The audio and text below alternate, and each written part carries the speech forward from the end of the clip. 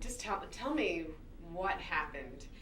When was your wife diagnosed, and tell me a little bit about that. Okay, so I guess about 3 years ago, we went on this, what I would consider to be an epic road trip out west. We drove from Charlotte to Albuquerque, New Mexico for a meeting, and then we did the Grand Canyon, we did Utah, we did Colorado, all that stuff out west. It was a wonderful trip, but along the way, she was gasping for air, especially say when we got into the Rocky Mountain National Park, and she was having a hard time breathing, and we didn't think much of it. But that was summer. Come November, come December, it wasn't going away, and it was getting worse. So we thought she had a cold. A cold became bronchitis, and then bronchitis became, we thought it was pneumonia. And then by January of 2013, it was so bad that she could barely make it up the steps without having to stop. And so finally we went to the doctor, and the doctor ordered an x-ray. And the x-ray that last week in January of 2013 resulted in a phone call from the doctor saying, you need to go, stop what you're doing. Just go to the hospital right now. So any hospital, pick a hospital, just go. You need to be admitted right now. And the x-ray showed that her entire right side of her chest was filled with fluid. Her right lung wasn't working, it was gone. And part of her left lung was filled, her chest was just filling with fluid. So the fluid wasn't inside the lung, it was outside the lung, and it was crushing the lung. And so we went in, she spent a week at a Presbyterian hospital because we thought it was pneumonia. We didn't think it was a big deal because there were no other indications that there was something seriously wrong with her other than that she couldn't breathe. Tests came back, and as Monday turned into Tuesday, turned into Wednesday, and turned into Thursday and Friday, the news got worse and worse. And so by Friday, it was stage 4 ovarian cancer. And what it was doing was it was causing fluid. The cancer cells caused fluid. And the fluid was building up in her chest. It had nowhere to go. And it was crushing the lung as a way to make space for itself. And had we not gone to the hospital, she probably would have died. And what they did is, they just poked a hole in her chest, put in a tube, and drained it. They drained so much of it. She passed out, but they drained gallons of it out of her chest.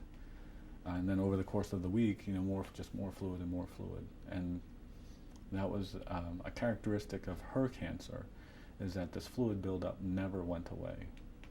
She had surgery in February, with what we considered to be the best doctor, ovarian cancer doctor in not just Charlotte, but basically in the entire Carolinas.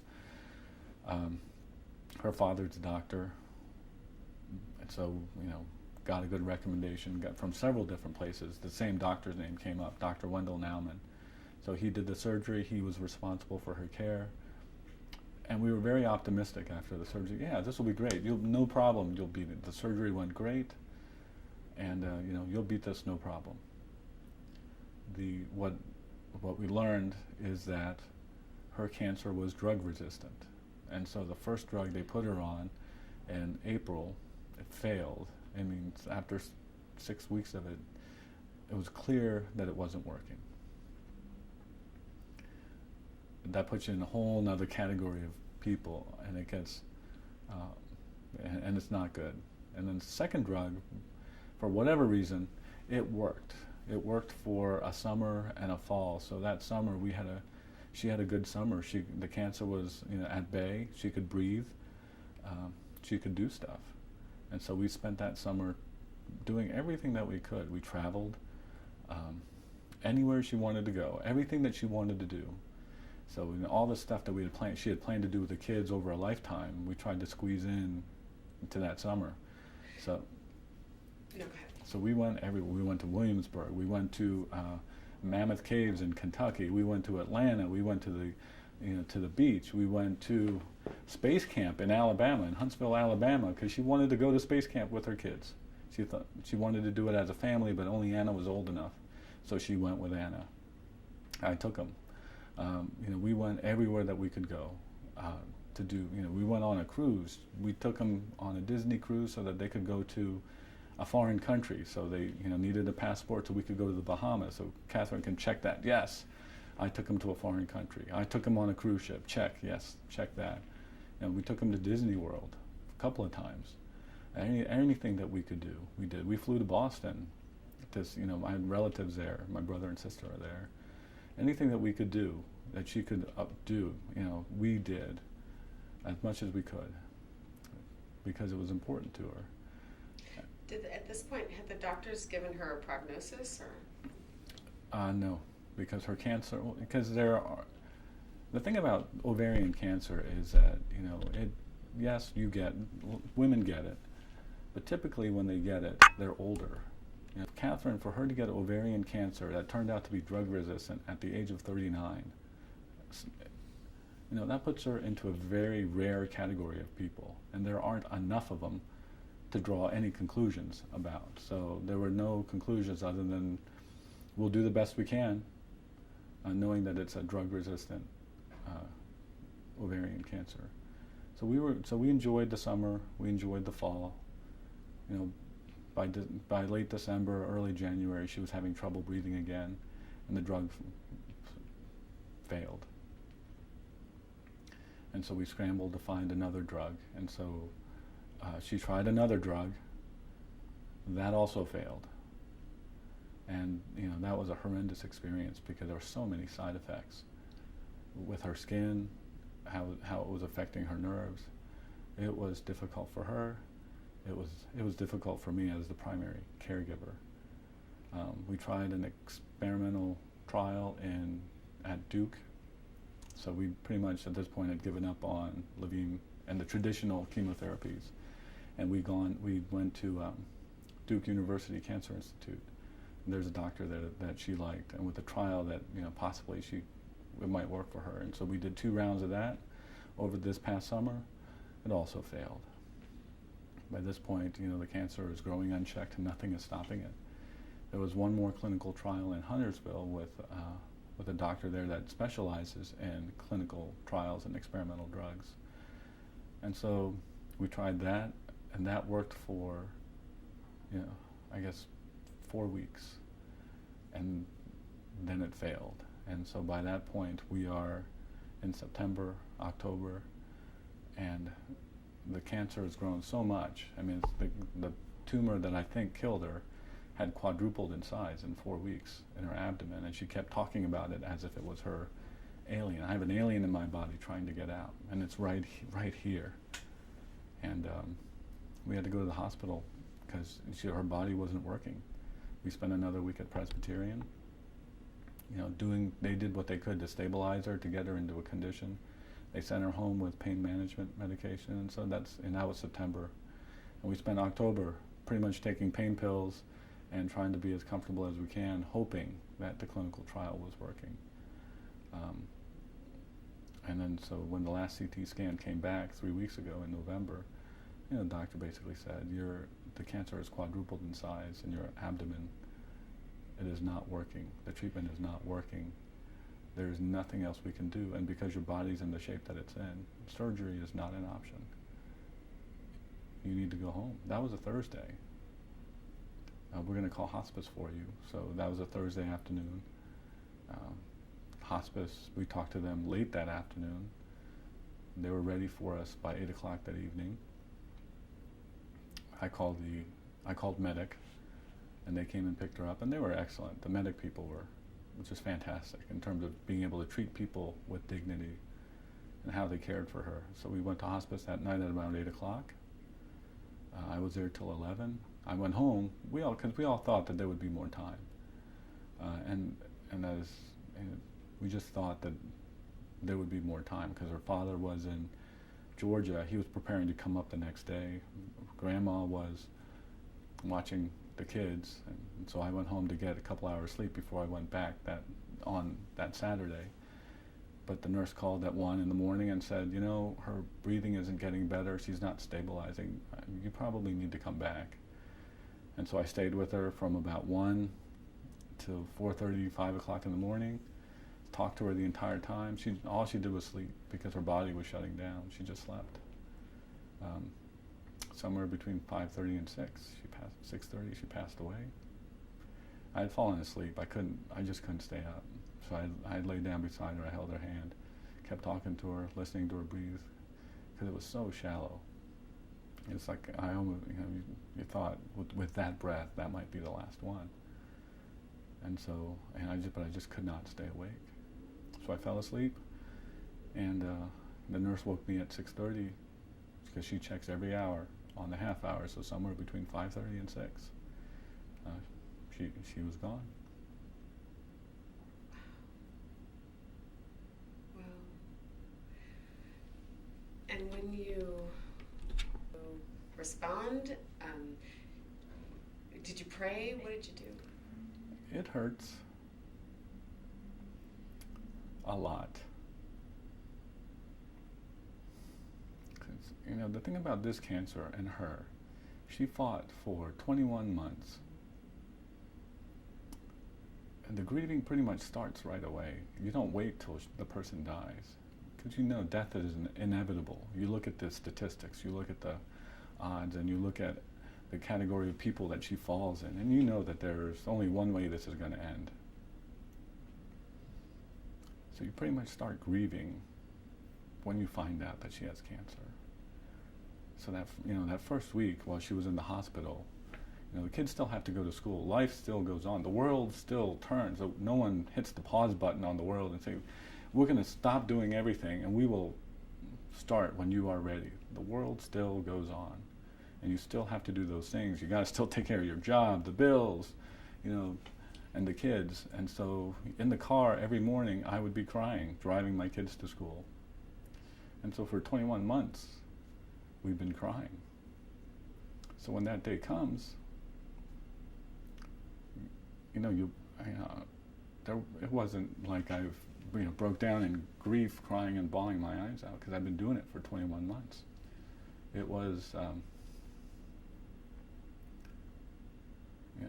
on one level, you're just so happy that it's over for her, because she was in a lot of pain.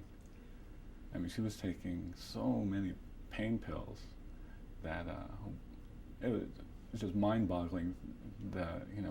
She was taking one pill every 6 hours, then every 4 hours, every 2 hours. Then we, over the course of a day, on one Friday, we quadrupled her pain medication in terms of what she was putting on as a patch on her arm and what she was intaking through her mouth. It was ridiculous, the amount of pain medication she was on, but that's what it took.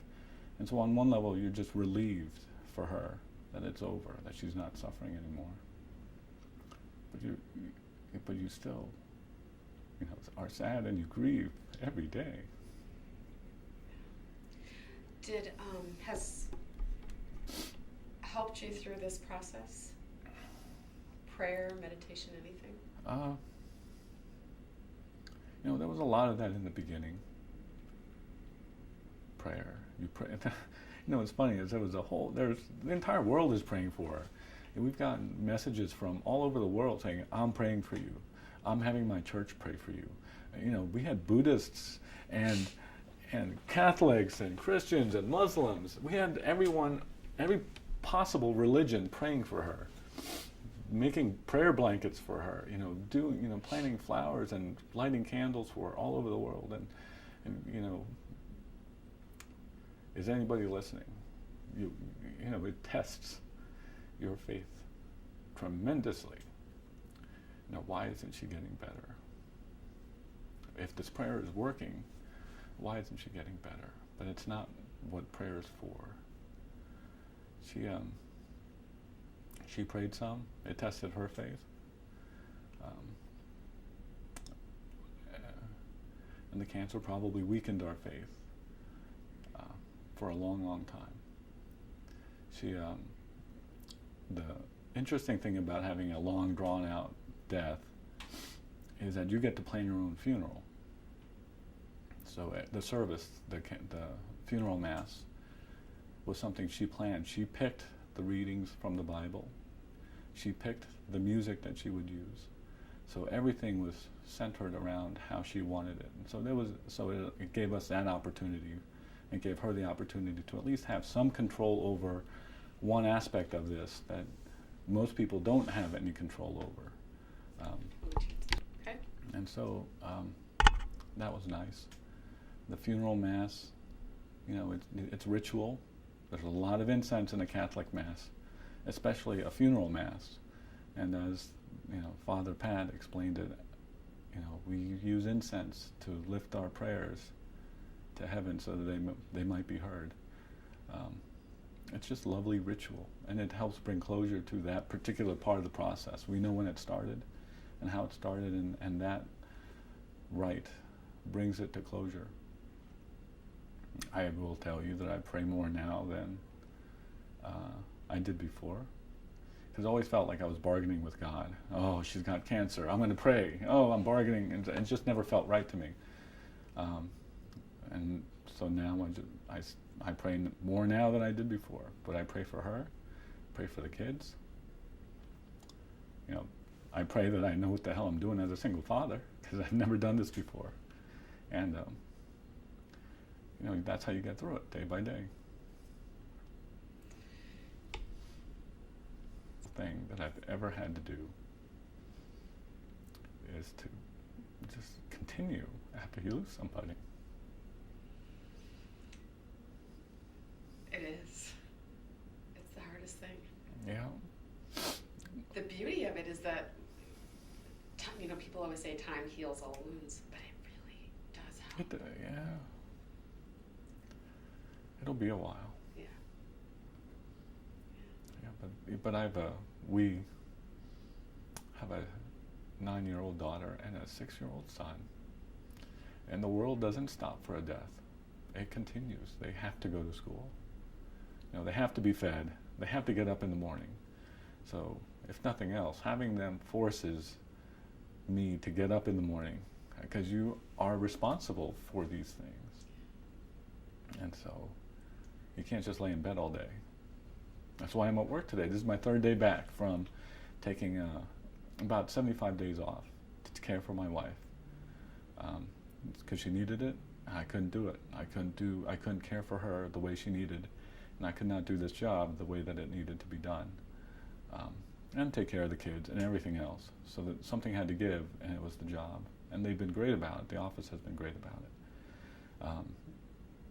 But it's my 3rd day back. But what would I have done had I just stayed by myself at home all day? Kids are at school. There's nobody to provide direction, and that's what she did. She provided the family a lot of structure. And a lot of the upper management, because when I come home at the end of the day, I don't want to think. All I want to do is whatever she tells me to do. But now I have to do all of that, and so you got to get up and you have to do it, because the kids. It's not that they demand it, or require it. But that's your responsibility as a parent, and that doesn't end with the death of your spouse. It's true, and I kind of... what's interesting about this is, for me, and obviously it's different for everyone, is, I miss her most in the day-to-day. It's not the big things, those big, one-off, extravagant, once-in-a-lifetime kind of things where you miss her. I miss her in the small things that we would do every day. Because now I have to figure out what we're going to eat for dinner, and that is so much work. Whereas before, she'd just tell me, Hong, we're having this, this, and this. I'm like, yes, ma'am, I can do that. And I can make that, and dinner will be on the table in 45 minutes. But now it's, what are we going to eat today? I have to think about that too. And so that's when I miss her. Yeah. Tell me a little bit about her. What do you want to celebrate in her life? Her legacy?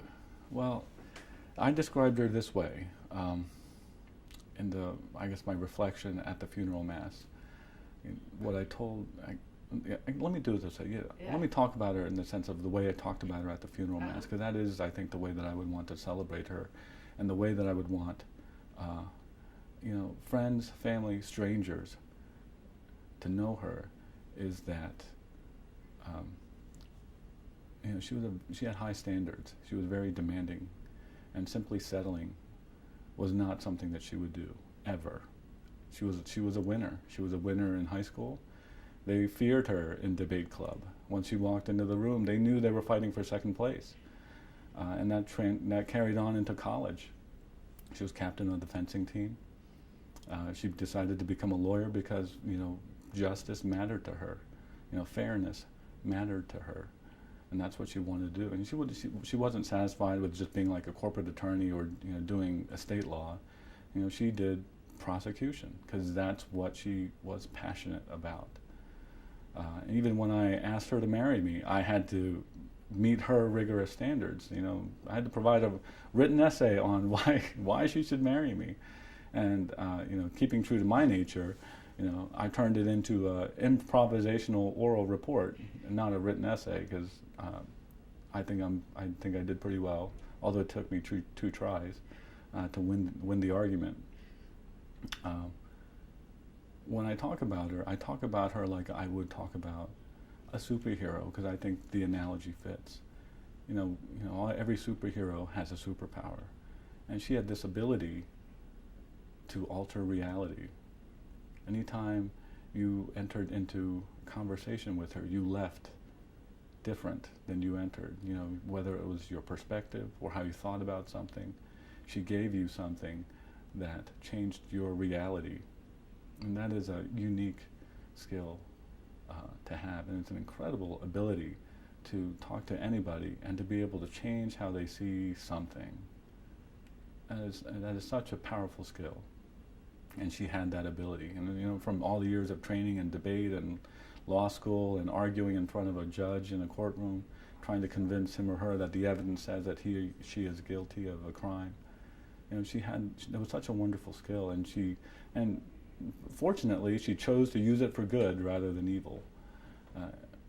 When she got cancer, she had a choice. She could keep this very private, like I think a lot of people do, or she could choose to be public with it, and that is what she chose to do because it provided a service. It raised awareness for people, and hopefully through her struggle being public or being handled publicly, it could help others see what goes on in a fight for your life against cancer. So there was some element of sacrifice there in her privacy for the public good. And every superhero needs an arch nemesis.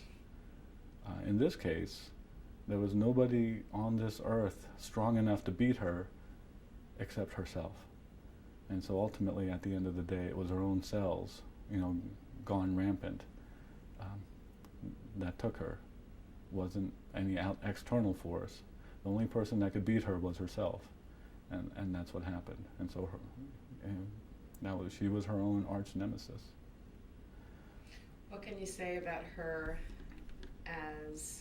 tell me a little bit about her. What do you want to celebrate in her life? Her legacy? Well, I described her this way in my reflection at the funeral mass. What I told, let me do it this way. Let me talk about her in the sense of the way I talked about her at the funeral mass, because that is, I think, the way that I would want to celebrate her, and the way that I would want, friends, family, strangers to know her, is that she had high standards. She was very demanding, and simply settling was not something that she would do ever. She was a winner. She was a winner in high school. They feared her in debate club. Once she walked into the room, they knew they were fighting for second place, and that carried on into college. She was captain of the fencing team. She decided to become a lawyer because justice mattered to her. Fairness mattered to her, and that's what she wanted to do. And she wasn't satisfied with just being like a corporate attorney or doing estate law. She did prosecution because that's what she was passionate about. And even when I asked her to marry me, I had to meet her rigorous standards.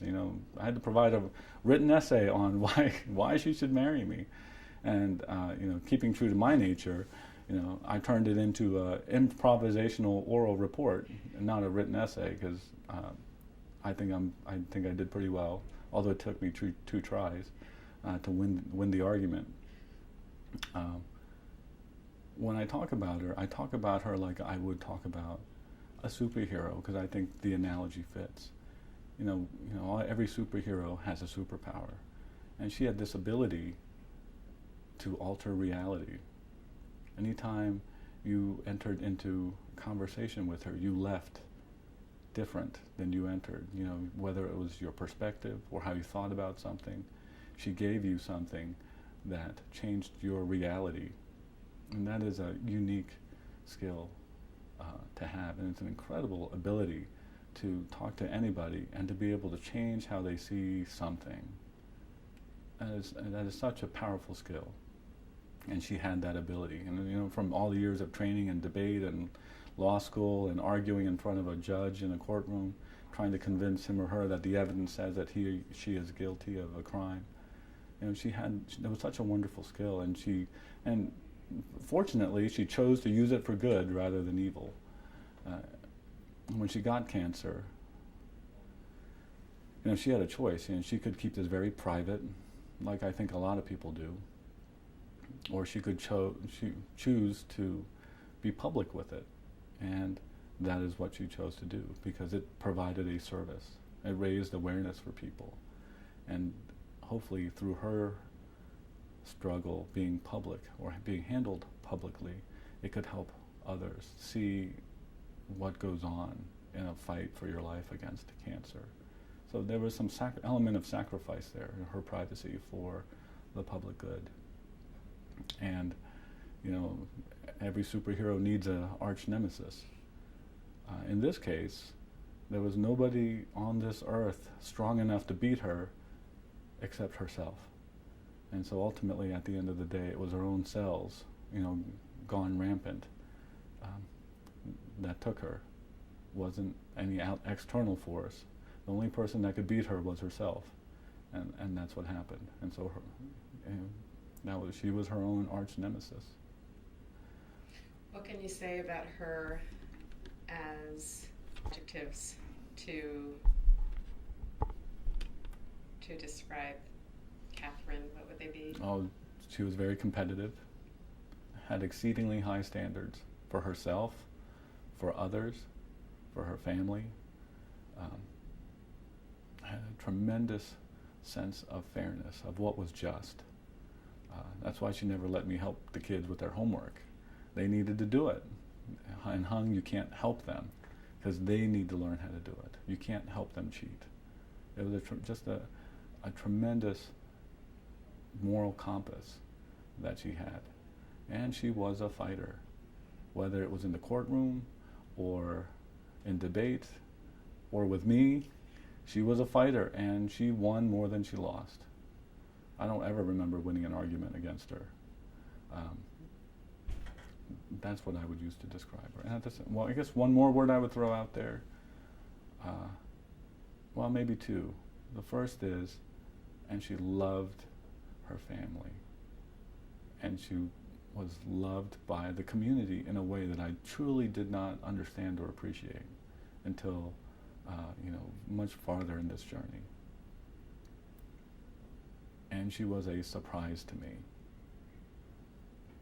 in the sense that I did not expect to see such strength and courage in her for this fight. But for her to endure what she did, it was just an amazing testament to how much she loved life, how much she loved her children, and how much she wanted to carry on. How are the kids doing, and what's helping them get through this process? We've had a long time to adjust to this, because it's been like a slow-moving train wreck. And it took 21 months to get to this point. I think it'd be very, very different if it was a car accident.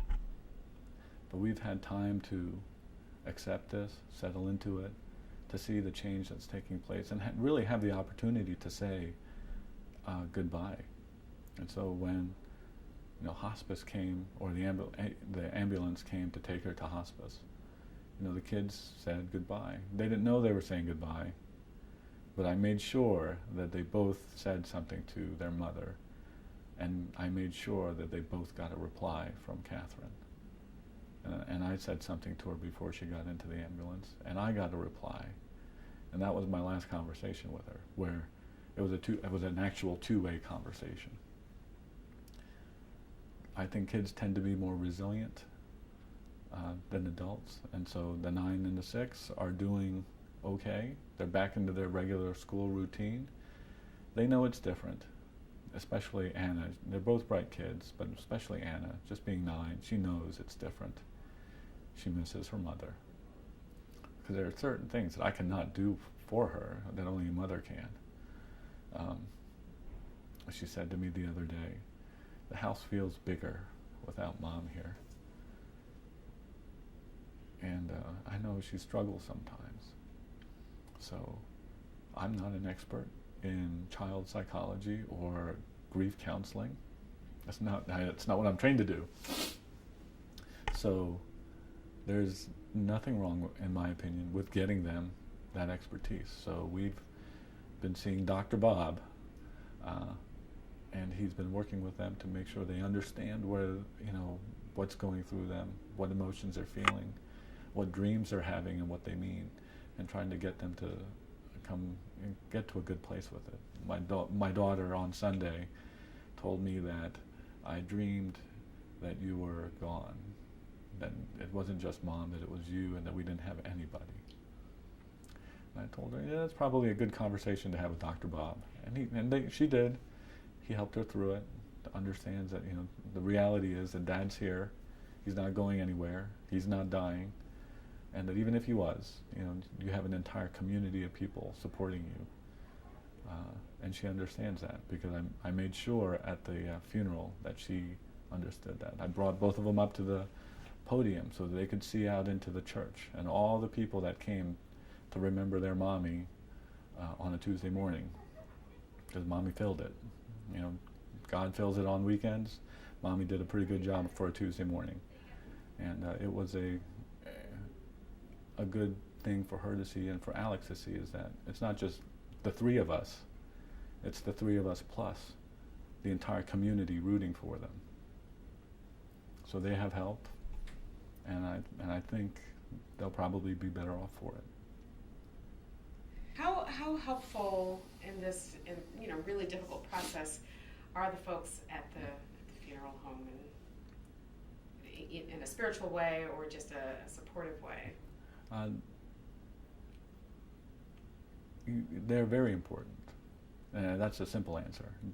The longer answer is that,